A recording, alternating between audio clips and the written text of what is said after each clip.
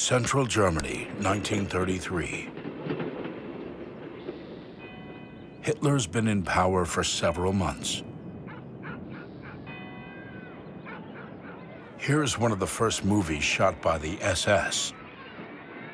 The Schutzstaffeln, or protection squadrons. Recognizable by the skulls on their cap and the lightning flash initials on their flags. They were not afraid of death, they said, neither inflicting it nor suffering it. All volunteers to join what, according to their criteria, was a grouping of superior Nazis.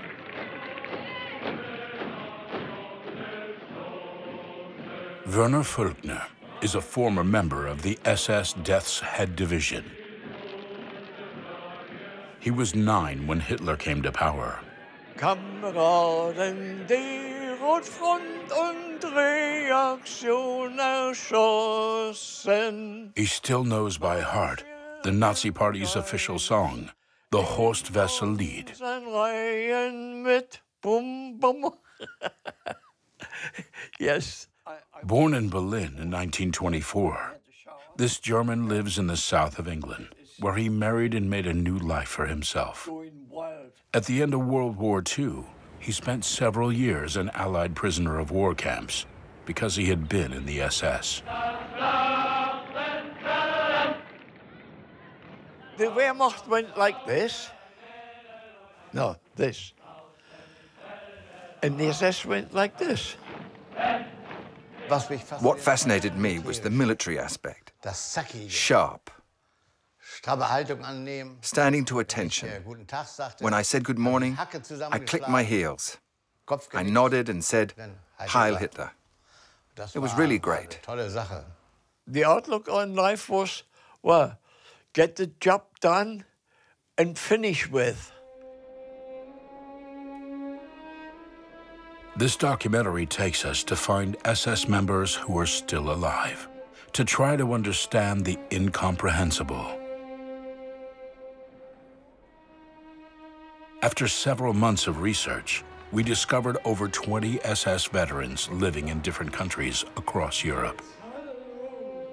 Words that often shock.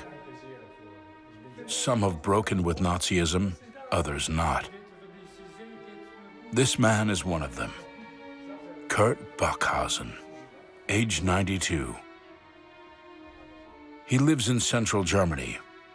He too was in the Death's Head Division, whose members often worked in concentration camps.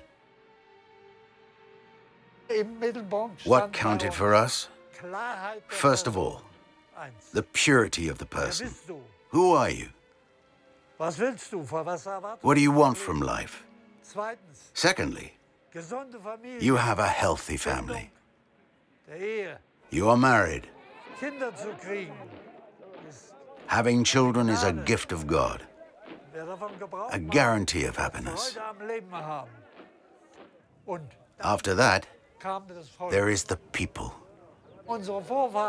How did our ancestors live? What did they believe in? What has made real Germans of us?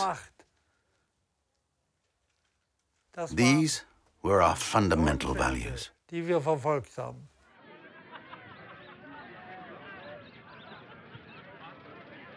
A vanished world, so little like our own, but at the same time, so near.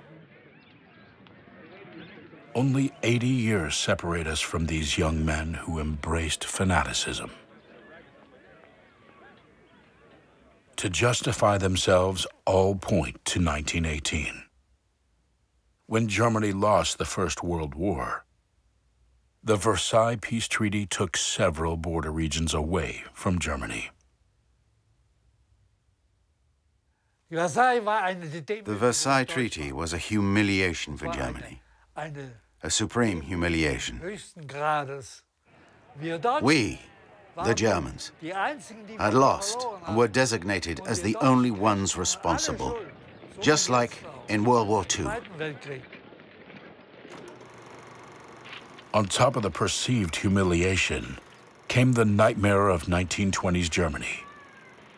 The unemployment, the poverty, and the shame when in 1923, the French and Belgian governments decided to cross the border and occupy the Ruhr to claim their war reparations directly in the factories. When they looked to justify their crimes, the SS would often point to the tribulations of the 1920s. Humiliation, yeah.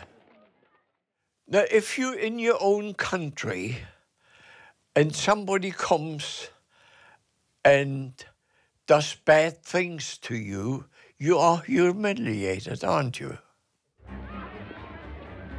Nazism, they said, gave them back their dignity.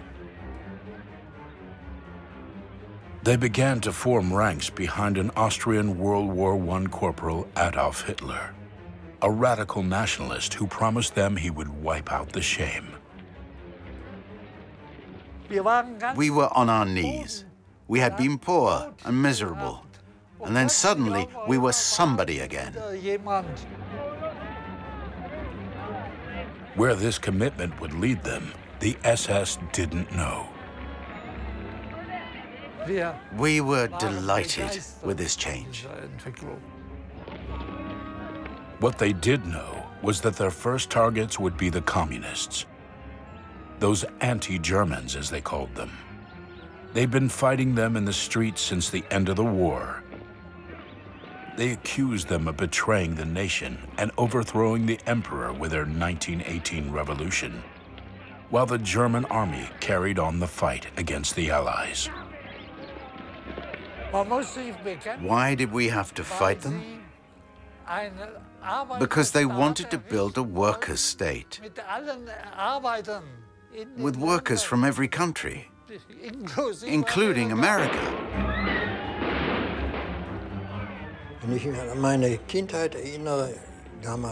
I remember in Hamburg, when I was a child, seeing big demonstrations in the street. My father said, if they get into power, we're screwed. He was talking about the Communist Party.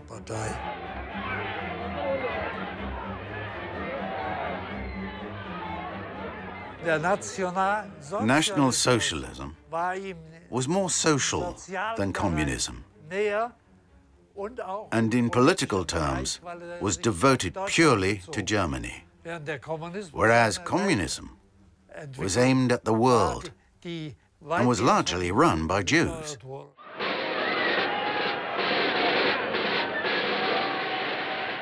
The abhorrent view that the Jews were the real enemy, worse than the communists, they said, was taking hold.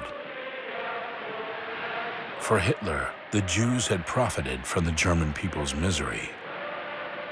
They're hiding everywhere, said his manifesto, behind the communists who seized power in Russia in 1917, behind the capitalists in New York who pulled the strings of the world economy. For propaganda minister Joseph Goebbels, the hour of the great confrontation was near.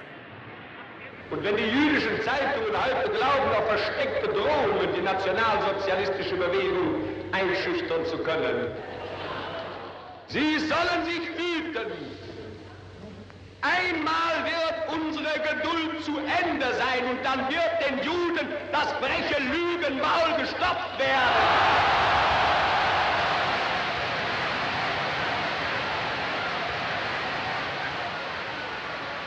It was a visceral, revengeful hatred, bottled up for too long, born out of 19th century racist theories. A sinister indication of what was to come. Look at the SS men here in the hall. It was they who, within less than 10 years, would take the leading role in assassinating Jews in their millions.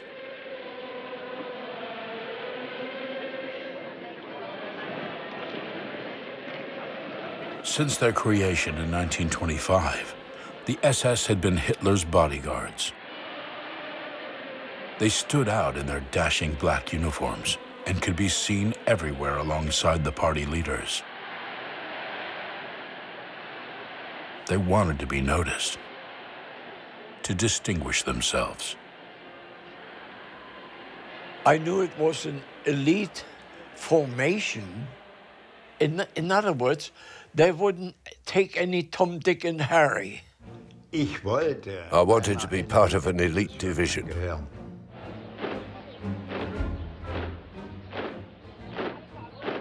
They were the new regime's shop window. New recruits had to be tall, at least 5'6",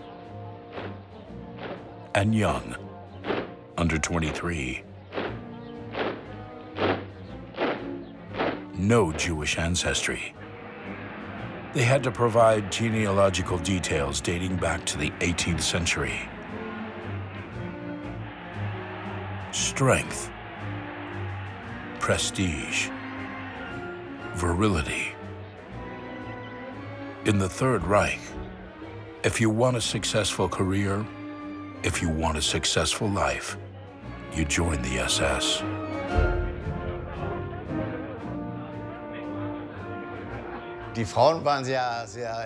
Women were very interested by the idea of getting to know SS men and making friends with them.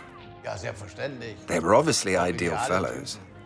The SS were very much in demand. Marrying a member of the SS was an honor, of course.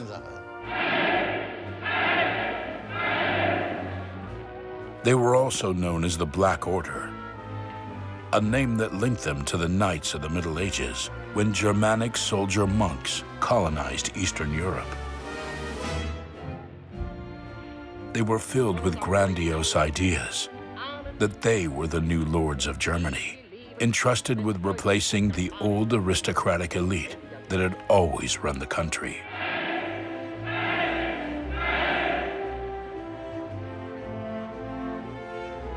Ekkehard Kur is a Protestant minister. His SS unit, the Das Reich Division, committed numerous atrocities during the war. At the age of 17, he says, he joined the SS to defy his parents, who refused to allow a relationship with a young Catholic girl. There were images in Germany where you would see a young man sign up for the war for freedom, and he would kneel before his beloved, who would bless him. All of those emotions that I don't think we can understand or express today, they existed back then. Our motto, written on our belt buckles, was "My honor is my loyalty." It meant no cowardice when facing the enemy. The ideology that Himmler had drilled into us was, you are nothing, your people is everything.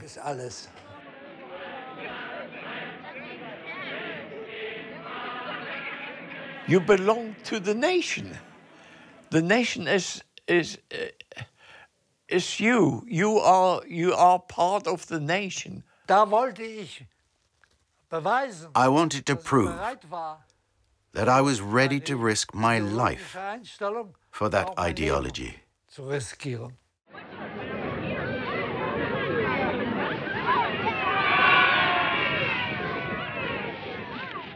A clan, the intrepid new man, able to remove pity from their hearts. The racial spearhead of the German people, as they saw themselves. This is Heinrich Himmler, their chief, one of the greatest criminals of all time. He was from Munich's cultivated middle classes, anti-Semitic, anti-communist, anti-Christian, one of the first Nazis, and one of the most ambitious.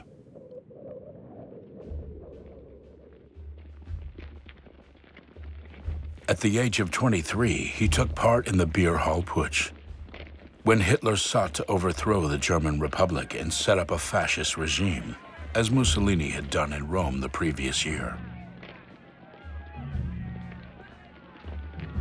The coup failed after clashes with police in Ferdinand Square. But Himmler had got himself noticed. And from that point on, his rise, step by step, was irresistible. 10 years later, he was in charge of 50,000 SS. He was still subordinate to Röhm. Here, with his arm raised, the head of the party militia, the SA. It was an unbearable position for Himmler. For months, with the aid of several Nazi dignitaries, he tried to persuade the Führer that Röhm was plotting against the government. On June 30th, 1934, he succeeded.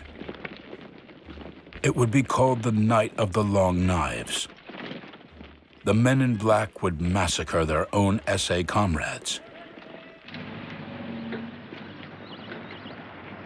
Hitler himself triggered events by having Röhm arrested in a Bavarian hotel where he was staying.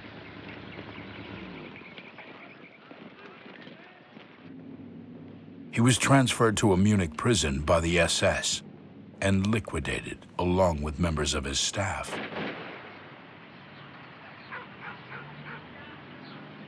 With this fratricidal massacre, Himmler, now under direct orders from Hitler, obtained autonomy for the SS. In 1936, this uncharismatic man was appointed chief of police for the whole of Germany. In addition to the SS and their intelligence service, the SD, he now controlled every uniformed policeman as well as the criminal division and the secret police, the Gestapo. With faithful Heinrich, as Hitler called him, Germany became a state under police control, and its young SS as obedient as machines. When you are a soldier, you have to carry out orders. You're not there to think. That's how it was. Today it's different. At the time we said, leave the thinking to the horses. They have bigger heads. We weren't telling jokes and having a laugh. Attention, quick march. Left, right. An order was an order. If somebody gave me an order to do, then I do it.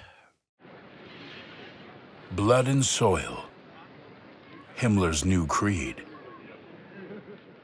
In exchange for their obedience, the SS Reichsführer offered his men a new imaginary world of German mythology and racial superiority. Pursuing the slightest trace of exploitable German history, he created a religion that could replace Christianity, a religion based on race, with its particular beliefs and rituals.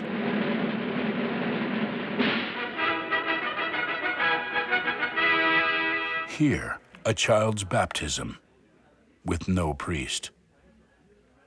The minister is an SS officer, and the crucifix has been replaced by a portrait of Hitler. The atmosphere and the ceremonial mythology I found fascinating. I've never forgotten it.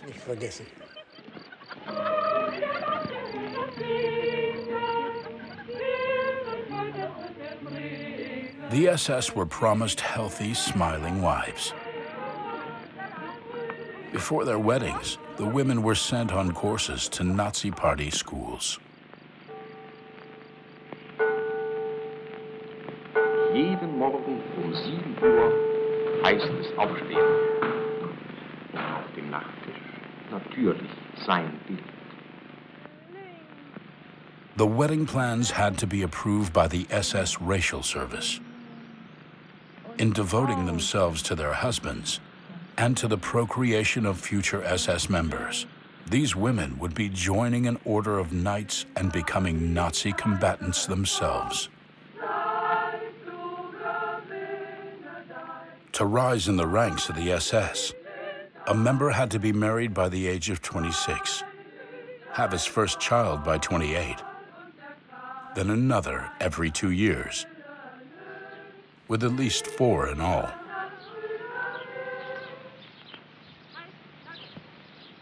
Unprecedented in any previous political organization, Himmler controlled the private lives of its members. Do not be afraid of death, he told them.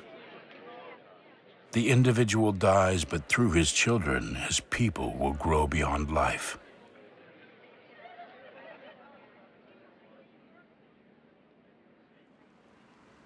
Most of the SS we've met were still children in the mid-30s.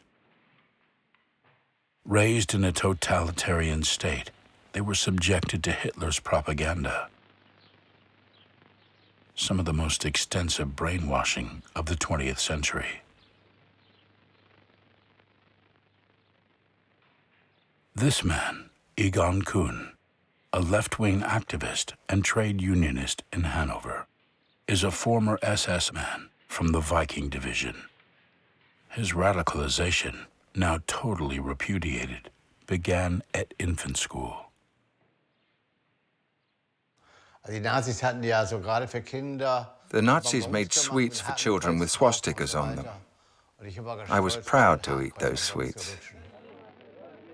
But I was even prouder when I was 5 years old, in school, and we'd go on walks or on visits, and I could wear my swastika armband. This was all drilled into us quite deliberately, to the point that in 1934, when I was 10, that state of mind, with the uniforms and the Hitler salute, was quite natural.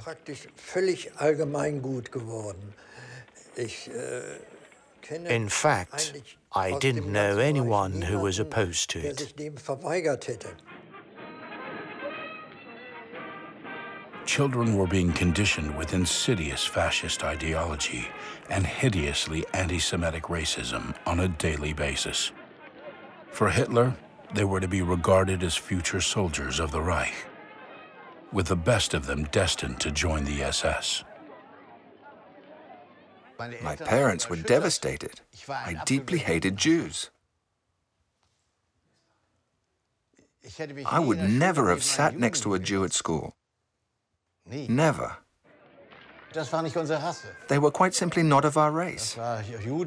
Jews were an abomination. Crooks, traitors, lazy,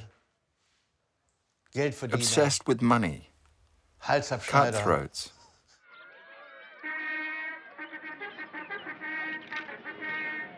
In the youth organizations, budding SS members were given military training from an early age. Like in Sparta and ancient Greece, the state educated the children. We used to like singing songs. The waves will close in on them. The world is at peace. It means the extermination of the Jews. They would be drowned, wiped out. At the time, the extermination of Jews was not on the agenda. But the barriers were falling, like here at a carnival in Nuremberg, where an effigy of a Jew was hanged from a float.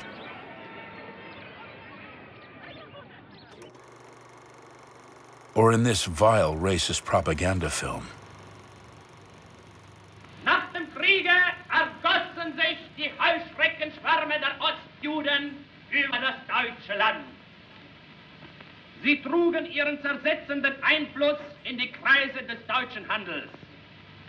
Sie vergewaltigten auch die deutsche Kultur, zersetzten die Literatur, verunstalteten die Wissenschaft an den Hochschulen, verunglimpften die deutsche Kunst, machten sich die deutsche Presse hörig, beuteten den Bauer und Arbeiter aus auf allen Lebensgebieten des deutschen Volkes. This twisted view of Germany as a victim of its Jewish communities ran so deep that it continues to warp the minds of some former SS men.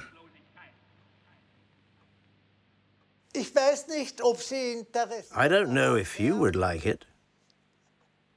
When you have a very precise type of blood, to accept a race that is fundamentally different in its way of being, its religion, and its very conception of life.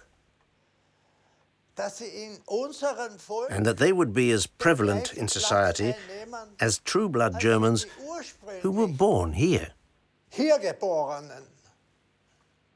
This Austrian SS member never committed any crimes himself, he says.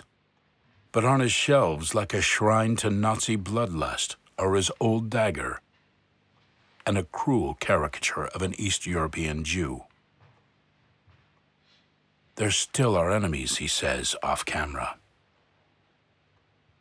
To avoid being sued, he uses a metaphor. When you have good apples, and you mix them with pears, then you end up with neither apples nor pears. That's all. It was at the age of 14 that Herbert von Mildenberg saw Hitler for the first time.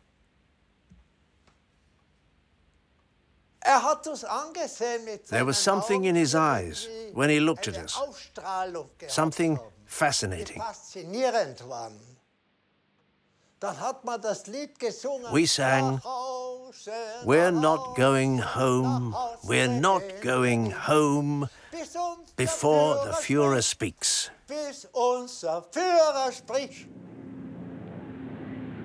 We were in heaven, like idiot football fans in a stadium today.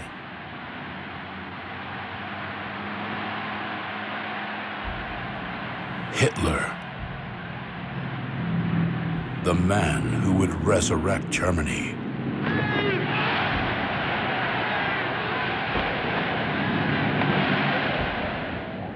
It was intoxicating.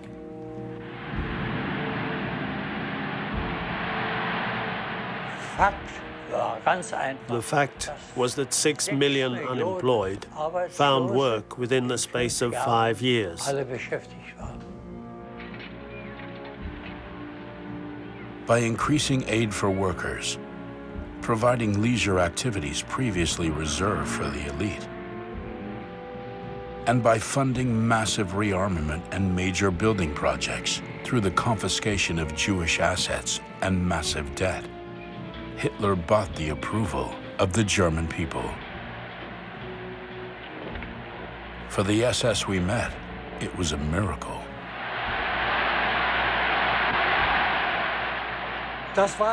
It was proof that Hitler had accomplished what he had promised. The man had guts. He wasn't a coward. Would you say that Hitler was the man of your life? Yes, 100%. 100%.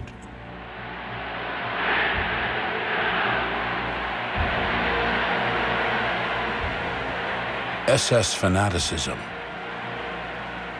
born out of humiliation, fascination with a savior, and an unshakable feeling of superiority. In just a few years, this infernal spiral led Germany, the land of Goethe, Kant, and Beethoven, over the brink. An entire people faced oblivion.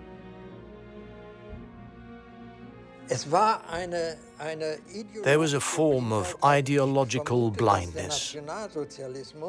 I think the deeply destructive nature of National Socialism was masked at the time by the success it had. Repression began in 1933. Political opponents were isolated from the rest of society as a preventative measure, without trial. The task was entrusted to the SA, then the SS. The pretext was the burning of the Reichstag, the German parliament. Hitler presented it as the beginning of a new communist revolution. The communists want to bring down the state, they were told. They were considered a danger to the community. Well, they were taken out of the community, and the community could get on with their lives. I myself noticed that the people who had previously expressed opposition at party meetings had now disappeared.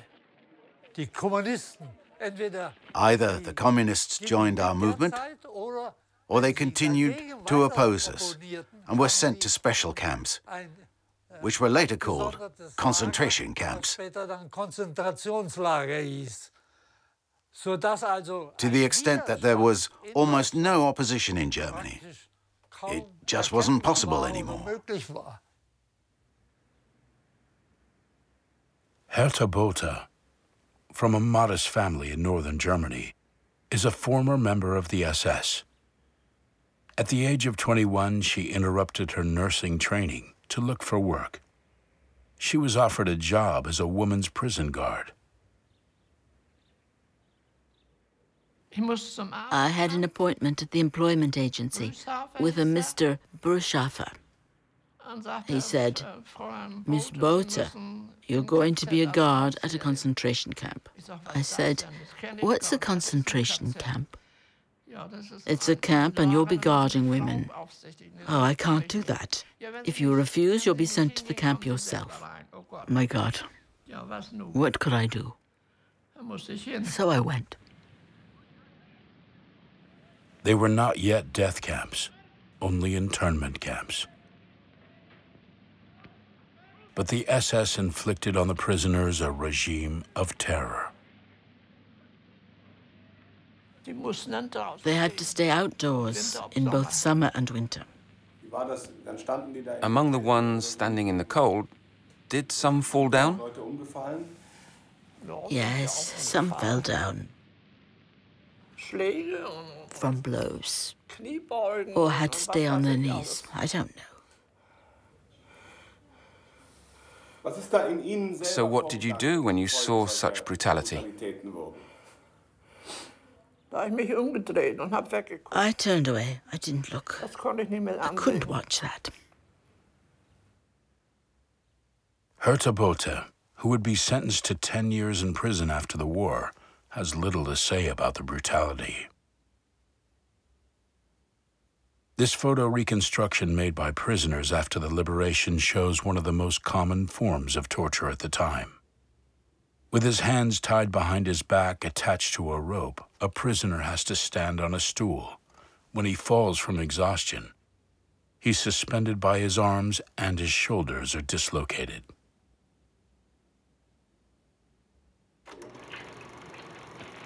But who cared about torture? Public opinion saw the SS as bringing deviants back to the straight and narrow. These prisoners in striped uniforms were filmed close to the Dachau camp.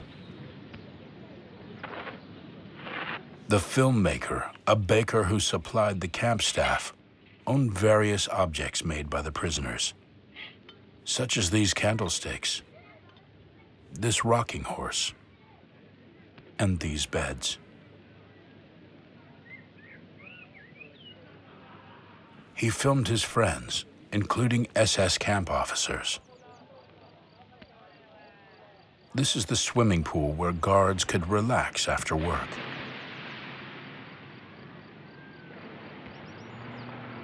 Who could imagine that the prisoners behind the watchtower you see in the distance were going through hell? On the eve of World War II, the SS camps had silenced all opposition. It seemed the camps were opposed by no one. If I'm told to guard prisoners and I'm told to go up on the tower, there's an MG, machine gun, and somebody tries to escape, you shoot them. Of course I would.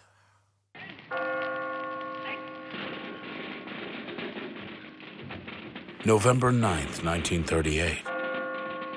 The Feldherrnhalle in Munich. Less than a year before the start of World War II and the beginning of the carnage. These thousands of SS men are about to live one of the most important events of their lives.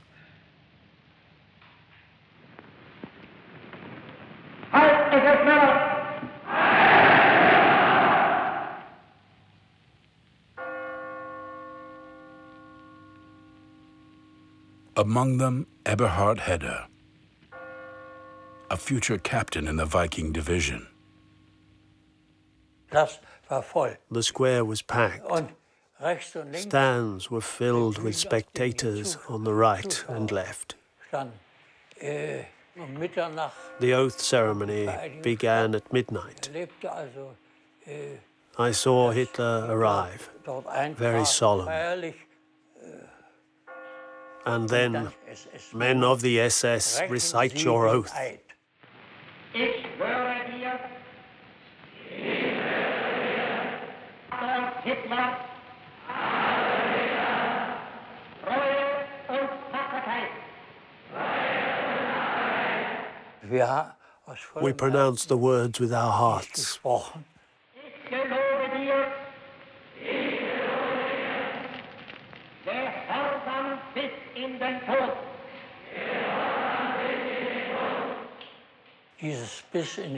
The phrase "to the death" was a shock, of course. Loyalty to that degree, that's going too far.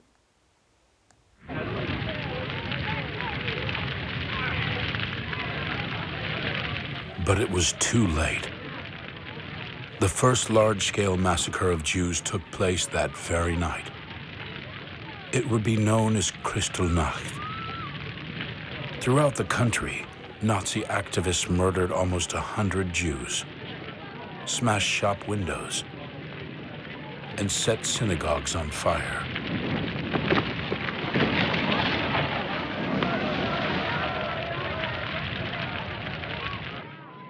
These home movies show firemen arriving at a fire and SS men at the bottom of the frame, smiling and preventing them from putting it out.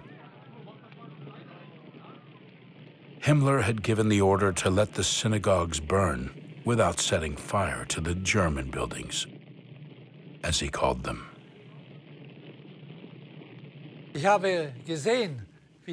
I saw how the windows had been smashed, the shop windows. I saw Jews being taken away, and I saw Jews badly treated.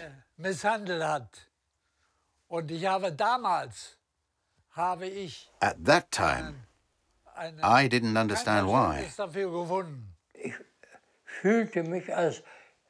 I felt anti-Semitic, yes, but not in the sense that people give the word today, which implies the extermination of the Jews.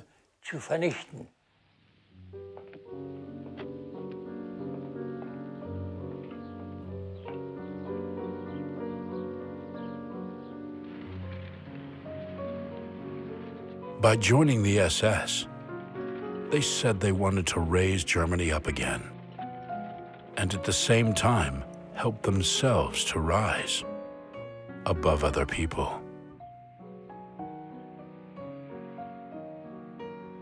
With the outbreak of World War II, they would soon move from collective intoxication to mass murder.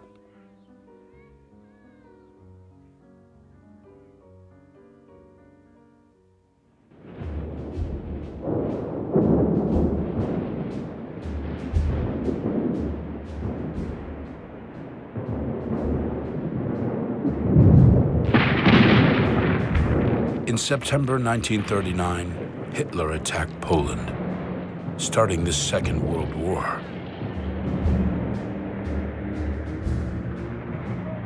On the eve of the offensive, the SS played a crucial role. To justify the invasion, the Führer ordered them to fake a Polish provocation. The SS simulated a Polish attack, a bloody one, on the German border.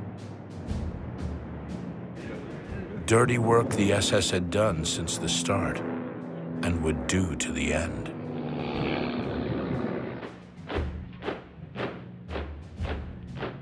The SS also took part in the fighting alongside the regular army, the Wehrmacht.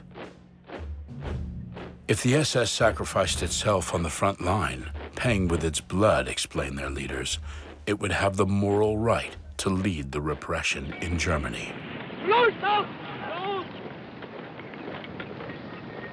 To these men destined to fight on the front line, Himmler gave a name: the Waffen-SS, the armed SS. 800,000 men joined the Waffen-SS during the war. They saw themselves as political soldiers, and in the eyes of the regime, they were dependable.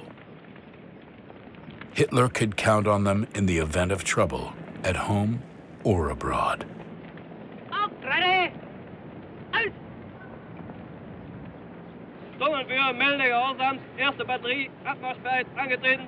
At the time, there was a recruitment advert for armored divisions. The Waffen-SS were armored troops, and for me the term armored troops was fascinating. Here's one of those Waffen-SS, Manfred Diener, age 16.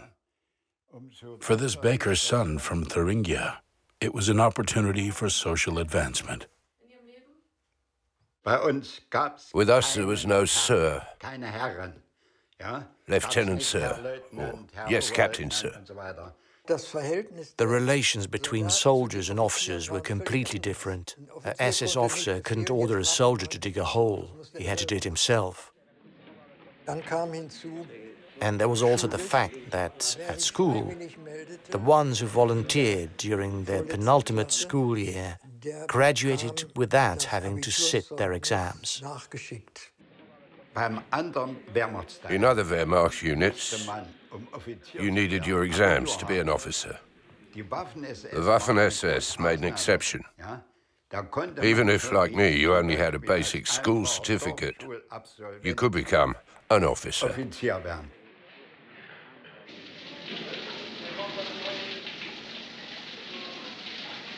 It was an ideal world, a fantasy, a model for the German people to follow. In reality, these men were no longer their own masters. With a tattoo of their blood group indelibly marked under their left arm, they had become someone else. Once inside the Black Order, there was no way back.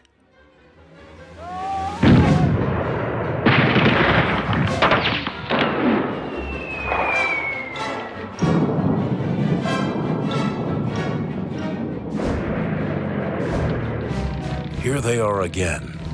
The young Waffen-SS men we saw in a drill at their barracks are now at the vanguard of the invasion of France. As in Poland, SS soldiers committed war crimes.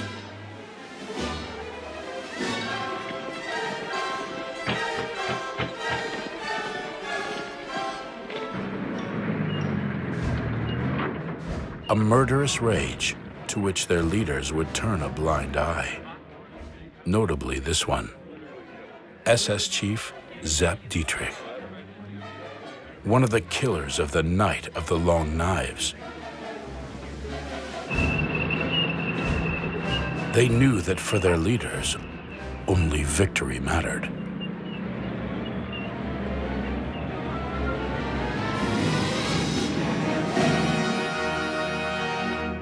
The Germans crushed France in 6 weeks, succeeding in doing what the previous generation 25 years earlier had failed to do in 4 years. I thought to myself, the French have realized that the Germans, despite the humiliation and despite the Treaty of Versailles, have taken the upper hand again. And I thought, that must have hurt the French.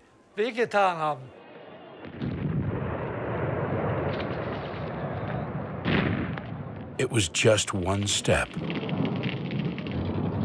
In June 1941, 1 year after the victory against France, and after having conquered Yugoslavia and Greece, Hitler unleashed his troops on Stalin's USSR. The objective, the destruction of communism and the conquest of a living space for the Aryan race.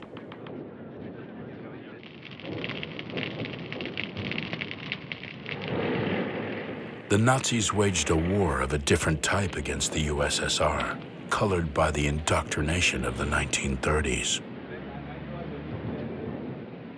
A war of extermination against the Jews, communists, and any individual suspected of opposing the Reich.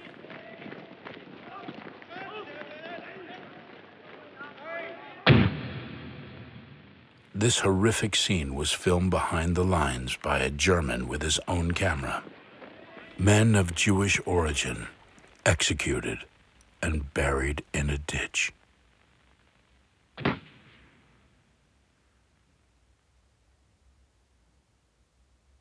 Hans Friedrich was in the 1st SS Infantry Brigade. A few months before his death in 2005, he confessed on film to his part in the murder of several thousand Jews.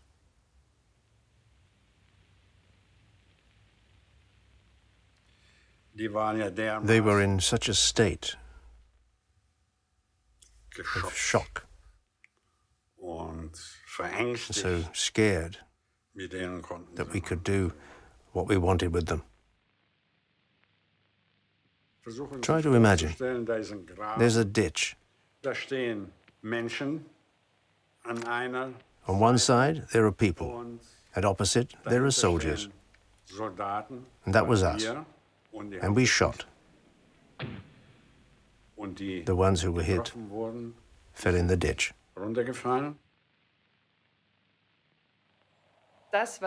What were you thinking and feeling while you were firing? Can you tell us? Nothing. I just thought, aim well, so they'd be killed with a single shot. That was my only thought. That was your only thought? You didn't have any feelings for the Jewish civilians you were executing?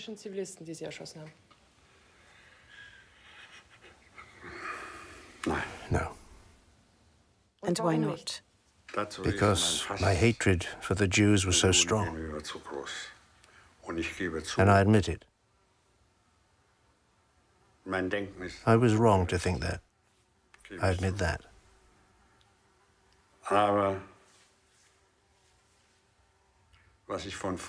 But what I went through as a young kid on the farm, what the Jews did to us, that hatred, I will always feel it. I know it.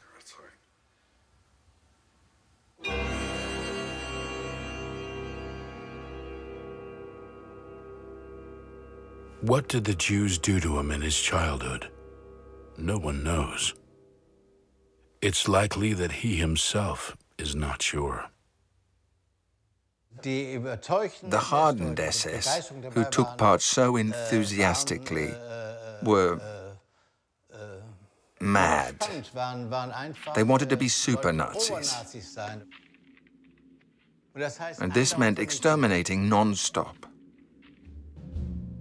In terms of public opinion, when you talk to people about the Jews, many would say, the only thing we can do is exterminate them.